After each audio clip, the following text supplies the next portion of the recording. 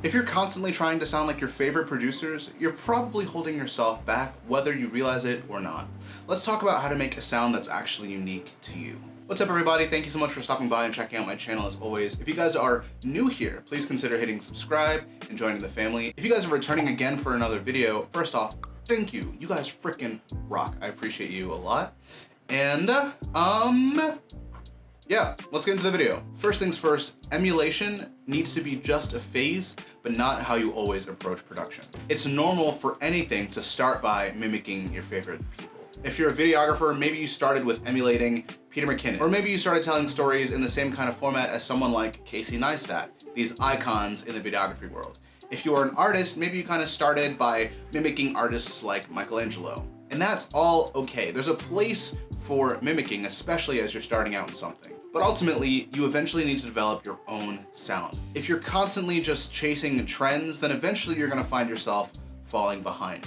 The people who really break through, who really break the mold, are those people who are not afraid to explore and try their own thing and build their own unique sound. For example, two people come to mind. First, Jay Dilla with the super duper swung drum sound. That made him stand apart, and now he's like the legend, right? He's the person that everyone else is copying. Another person that I think of is Jon Bellion, who also takes inspiration from Jay Dilla, funny enough. But Jon Bellion is extremely unique in his approach to production. Everything he touches seems to turn to gold. Now, that's because he is pursuing his own unique style. Yes, he's taking inspiration from other people, but he has his own sound. He sounds like Jon Bellion. The Jonas Brothers album that he produced sounds like Jon Bellion. The Tori Kelly record that he produced sounds like a Jon Bellion production. And so, you as a producer, make sure you are pursuing and developing your own unique style that you then take and apply to your own music or the music of every other individual artist that you work for. Eventually, your sound is going to kind of become synonymous with your brand, and the sound that you've cultivated is going to be a significant reason why people want to work with you over another producer. Second thing, your sound is the sum of all of your individual choices. The way that you use effects, for example, the way that you sound design, the way that you arrange your drums or you arrange your vocals, the way that you use specific guitar tones in certain types of songs or in certain parts of songs. The way that you use these things in your tool bag are what develop your unique sound as a producer. Again, there's nothing wrong with starting with using this reverb trick that you saw, Illmind or whatever use. There's nothing wrong with starting from there, but try to make it your own. Try to do something different. Be weird, be creative. Make it your own sound. One of the coolest things about producing is that there's really no real rules. Two producers, for example, could use the exact same loop or sample and make a completely different song. There will be a completely different outcome because each producer has their own fingerprint. If you don't believe me, check out Andrew Huang. Look up his 4 producers, 1 sample, or 4 producers, whatever, and see how they all flip these different songs, these different samples, and how they put their own unique fingerprints on it that are unique to their sound that they've cultivated over years of producing. Highly recommend checking it out. It's super cool, and I think you guys will be super inspired. Shout out to Andrew Huang. I wish, if he sees this, that'd be dope, but I doubt it. 3, inspiration should expand. It shouldn't box you in. This is extremely important if you're using inspiration tracks, for example. So as you're listening to music made by other producers, as you are listening to your favorite songs, instead of merely copying what they're doing while you're watching YouTube videos of producers, etc., try to figure out why it actually is that you like what they're doing. Figure out why it is that you love your favorite songs. Figure it out, study them, sit down with a pen and paper and actually study them. This will completely change your approach to music. It'll completely help you figure out why you like the things that you hear, and more importantly, it'll help you figure out how to actually apply them in the music that you personally make. This will take you up 10x without a doubt. Ask questions like, why does this synth feel so aggressive, but why does it work with the music? Why is this guitar so incredibly distorted, but it still somehow elevates the lead vocal? Why are these harmonies mixed so loud, but they also still sound really musical and really good?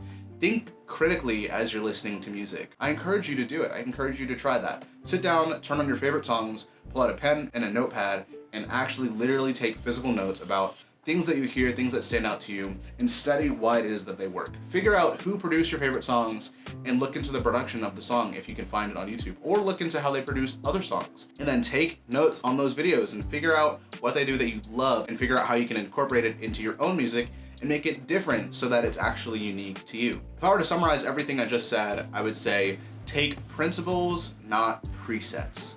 Take principles, the underlying reasons for why these things sound good, why they work, etc., not presets. Don't merely just copy what they're doing. Fourth, limitations can actually help elevate and cultivate your specific voice as a producer. One practical way that I encourage you to kind of limit yourself is to only use 5, maybe 10 plugins, or maybe 1 or 2 VSTs or synths. Instead of having choice paralysis, feeling overwhelmed with all the possibilities of what you could do, I encourage you to kind of strip back your choices and let your instincts simply take over. You'll quickly find that that's kind of where your voice actually starts to shine. You're gonna find the things that you kind of naturally gravitate towards. You're gonna find the things that you really enjoy. You're gonna find those little nuances over time of the things that actually define and cultivate your specific voice, your specific sound as a producer. And fifth and finally, I wanna let you know that consistency builds identity. Try making 100 tracks and only putting out 10. If you wanna do something with those other tracks, maybe you can upload them to BeatStars or